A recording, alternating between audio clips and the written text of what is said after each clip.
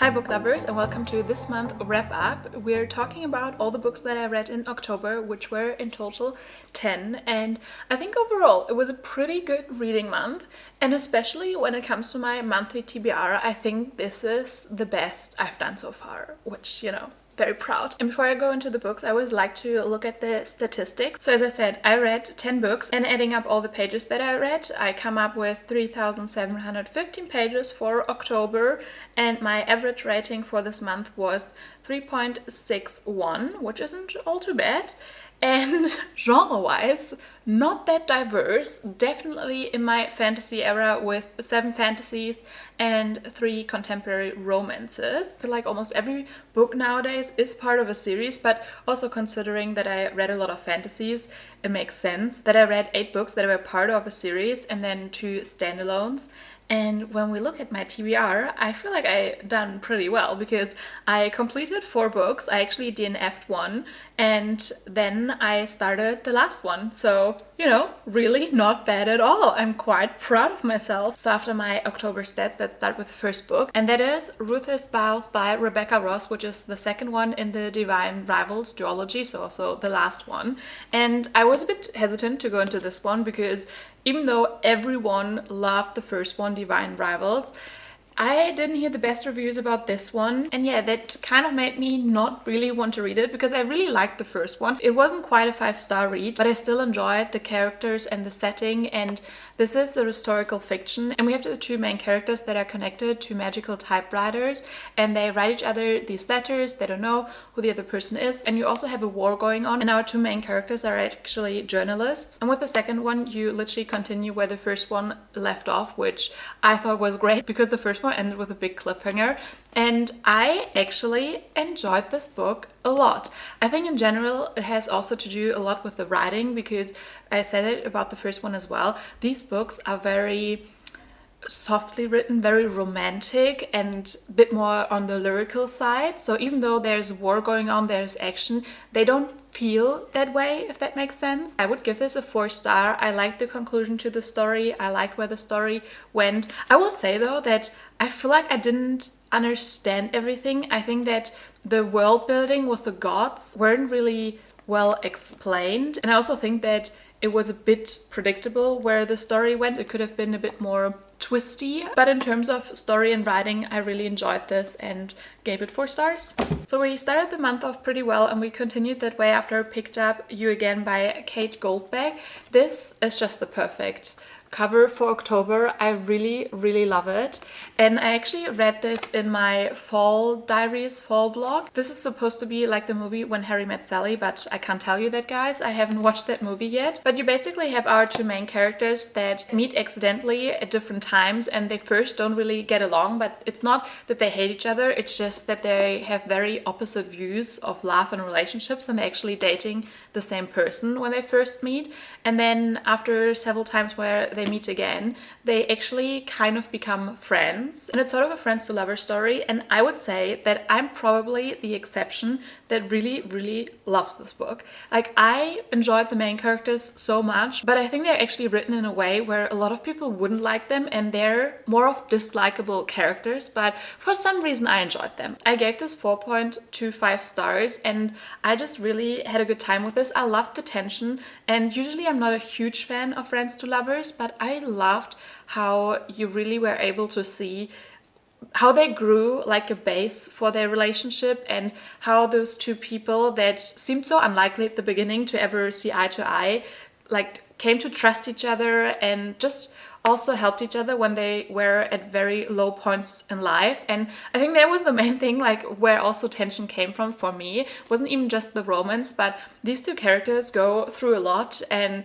they also in points of their lives where just everything seems to go to shits, and I was like, I just want to see you guys happy, and I want you to go and fulfill your dreams and like do stuff for that. I do see why people might not enjoy it as much, because the main characters aren't that lovable, typical main characters. They are quite insufferable at times, especially our female main character. She's very emotionally unavailable, and you have a lot of like running away from your feelings, and yeah, I mean, I loved it, and if you want to see a bit more about my thoughts on this one, then you can go watch my fall vlog. I'll leave it linked below.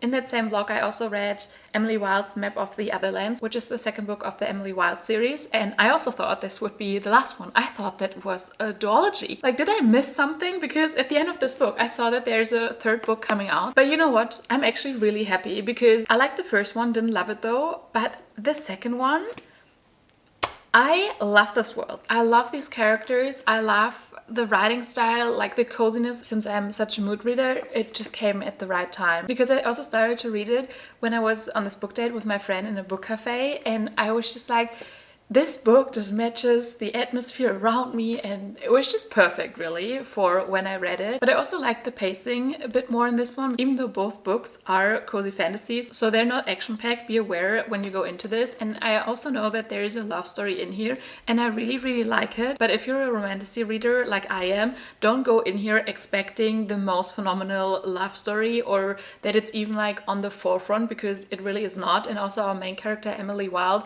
is a bit more, I don't want to say odd, but you know, she is not very romantic herself, let's just say that. However, I really enjoyed my time reading this, and as I said, I also read that in my fall vlog if you want to see more thoughts, but I gave this a 4-star. By that I was pretty much in my fantasy era and wanted to read nothing else, and I picked up A Touch of Darkness by Scarlett St. Clair. And this is a retelling of Hades and Persephone, and I don't know why, but I always assumed about myself that I would enjoy retellings about Greek mythology. I don't know, I'm just very fascinated by mythology and I really like the stories, so I thought I would love this. And you know what? I was right, because this was another 4-star read for me, and it was just also very quick and easy to read. I really liked the writing style. I would say this is just not a very complicated writing, you know, you just go in, you get what you want. And also in terms of the romance in here, it was just, it kind of, I don't know how to explain that, but it kind of felt like a guilty pleasure reading this. Like, this was not phenomenal in terms of writing, world building, the story. It was just really enjoyable and good. And obviously this also made me even more curious about the Greek mythology, so I went on a little spree and looked up a lot of stuff that was mentioned here. And I really liked how Scarlett St. Clair included all these different mythologies, and also this is set in modern world, which I again really enjoyed. So I feel like if you don't read a lot of fantasy, this would be also a great one to go into. And since I enjoyed that one so much, I like immediately picked up the second one, A Touch of Ruin. And again, it was just so easy to read this one. I basically flew through this book. I like where we went with the story because our characters were able to grow a lot, but also in terms of romance, I felt like the tension was a bit lacking, and I just wanted them to communicate a bit more. Like, I didn't really love how they talked about stuff, and I was like, why are you being secretive? Just like talk to each other. So I was a little bit annoyed with our characters in here, and I only gave this a 3-star. And I thought like I could easily go into the other books and read them so quickly, but since I enjoyed this one a little less, even though I flew through it, I just knew if I would read them back to back, then I would feel burned out by these characters, especially our two main characters. So I kind of wanted to take a little break, but it was difficult because I really wanted to read the other ones, and I still want to read them, but I didn't want to annoy myself with these characters, because obviously when you have like 4 books about a couple, certain things can get a bit more boring, especially the spicy parts. You know, after a while I'm like, yeah, I know you bang, I don't need to read them all the time, even though I really like spice. So instead of reading them immediately and just feeling like I read the same thing over and over, I wanted to give myself a little break from the series.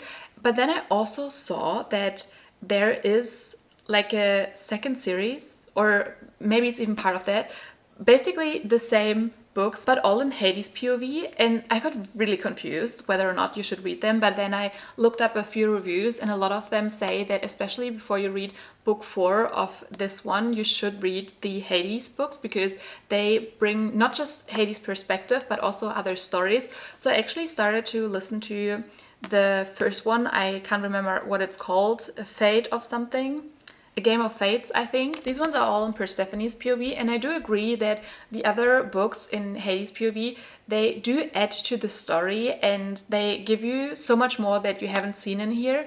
but I don't understand why we have 2 book series and why don't we just include them all in here. It just feels too much to basically have 2 series because you wanted both POVs on everything. I don't really need that, but at the same time I want to get the full experience, so I will read Heidi's POV as well. Sticking with my fantasy reads, I then read Fortuna Sworn by KJ Sutton. Also, I love this cover and it also screams fall to me. And this one, interesting read. I had very different perceptions about what this book would be. My first one being that I thought this was YA. It's not. It's definitely more new adult to adult. Then I also for sure thought that the setting would be in like medieval times, you know, where usually fantasies are set, like the Akatar world, for example. But this is set in modern world, which was just so confusing to me because also plot-wise, we then got to a point where it was basically like medieval terms. So I didn't even understand why we first of all established that we have a modern world. Like that just didn't really make sense to me. I just needed a moment to understand this book because I also, for the life of me, didn't really understand what type of creature she is. Like she's called, I think, a nightmare. Is that what you call her? I don't know. She can basically see your fears and give you the illusion that you like experience your fear. But other than that, Fortuna is just the normal average girl. She's a bartender, but her brother went missing like a year ago and she's still trying to find him because she doesn't want to believe that he's actually dead. And then she encounters a fae who says, I want you. I want you to be my wife and I'll help you find your brother. And it's all very mysterious. But by that point I was like, oh my god, do we have a marriage of convenience? I love that plot line. So I thought that this book would be the beginning of a major series that I would love. But no.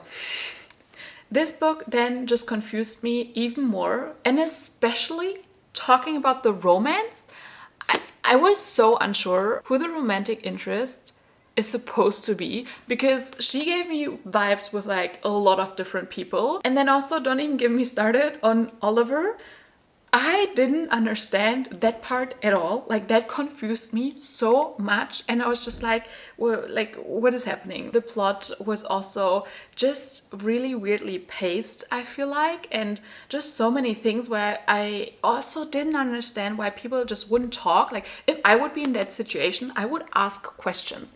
I would be like, hey, just tell me what's going on. What am I doing here? Because I was so confused and I didn't know if I would want to continue with this series because I didn't really like what romance-wise was starting to build here because it felt kind of like a love triangle situation. And if you need to know one thing about me, I freaking hate love triangle. Like I don't really want to read anything with a love triangle, especially when the love triangle doesn't give me a clear idea whose team I need to be on. I feel like I'm the exception of people. I love a love triangle like Twilight, where you definitely know the choice is Edward, go with Edward, and I'm just team Edward all the way. I don't need a love triangle where I don't know what team I'm on, because if I'm on the losing team, I'm just gonna need to punch someone. I'm just really not a fan. And since this book gave me vibes that we were gonna go there with like no real teams, I looked up what would happen in the other books, like not really spoilers, just like in general plot wise. And guys, like in this one, we kind of already had actually 3 guys, not just 2 for a typical love triangle. But imagine, in the next books, new guy coming up in here. So it was like 4 or 5 guys that were fighting for her and I was like, what? Please? No. So yeah, I ranted a lot about this book. It wasn't actually that bad, 3 stars, but for that reason, definitely not continuing with the series. Emotionally, I am not prepared to have that many love interests. No. Okay, after that rant, let's talk about new releases I read this month, because I actually read 2. The first one being False God by C.W. Farnsworth, and I read that on my Kindle and I loved that book. This is part of like the Kensington series or universe, because this is actually the kids of the people from the first part of the series. So we have the parents, and they have 2 books. We have Fake Empire and Real Regrets. I actually haven't read Real Regrets, but Fake Empire is one of my favorite books of probably all time. I absolutely loved that book. So when I saw that False God came out, which is about the kids from the people of Fake Empire, or not the kids, like the one kid, you know, it's not like a siblings thing. No, we have the daughter in here. But I knew I wanted to try it out. So let me tell you what the book is actually about, because you don't have to read the parents' books if you don't want to. So basically, the Kensingtons are one of the richest, most powerful families in New York, and everyone knows that. So Lily, being the daughter and granddaughter of these established families, has a harder time finding love, because you never know if that person wants her for money or not. But then she meets a real duke from England, and it's not really a big deal being a duke in America, but back home in the UK his name holds a lot of power because he is a duke. Even though they're very attracted to each other, there are a lot of layers why they can't actually date, but because of a wedding they spend a summer together, and they also give into their attraction, and I just ate it up. I really enjoyed their dynamics, and I feel like it was a very good and realistic back and forth, kind of like a cat and mouse dynamic, but it also switched around, so they were chasing each other. I don't know, just the way they behaved, they felt very real. They definitely did mistakes, but also this book gave me the feeling of like falling in love with the right person, and you're just there. And I love when a romance is able to do that.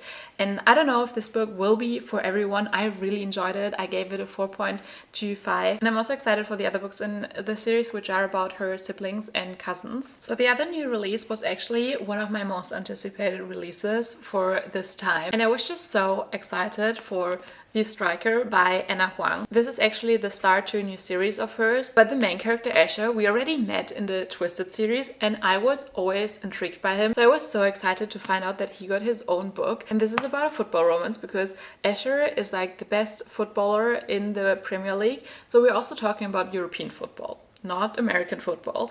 And being European, I freaking love football. It's my favorite sport to watch, and I was just so happy to see it in a book. And I also want to show you, like, this copy is just so pretty, and then also look at the artwork, which is beautiful. So you can see he's a footballer and she's actually a ballet dancer. Well, now she's actually a ballet teacher. Because of an accident she can't perform anymore, and she becomes Asher's trainer over the summer, where they have a break from football, and instantly he feels an attraction to her. The only obstacle though is that he recently swapped teams, and he's now in a team with his biggest rival. And not only is Vincent his biggest rival, but he also has to train with him over the summer in the ballet studio. And Scarlett is actually Vincent's sister. So we have like a rival sister love story, which I think is a trope that is not done enough. I think I only read it in Throttled by Lauren Asher, and I love that book so much. And The Striker kind of reminded me of that book, so if you really like that, then I think you would probably also enjoy this one. I like this one, but as I said, I highly anticipated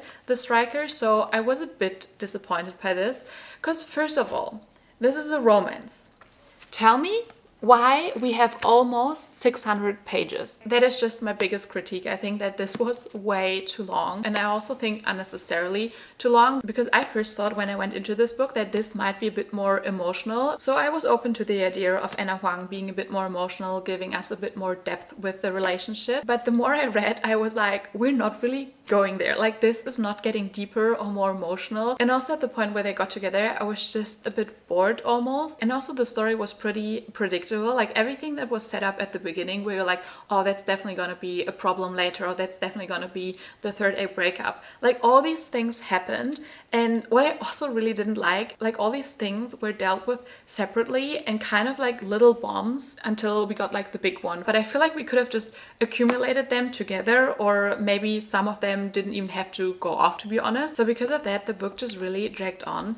And also, Vincent was so insufferable, and I just didn't like how invested he was with who his sister is gonna date. And honestly, I'm not the biggest fan, I think, of like the brother's rival or even brother's best friend trope, when it's made in a way where the brother is just so against who that person is dating. Like, obviously there's gonna be tension, but Vincent in here about the topic was just so freaking annoying.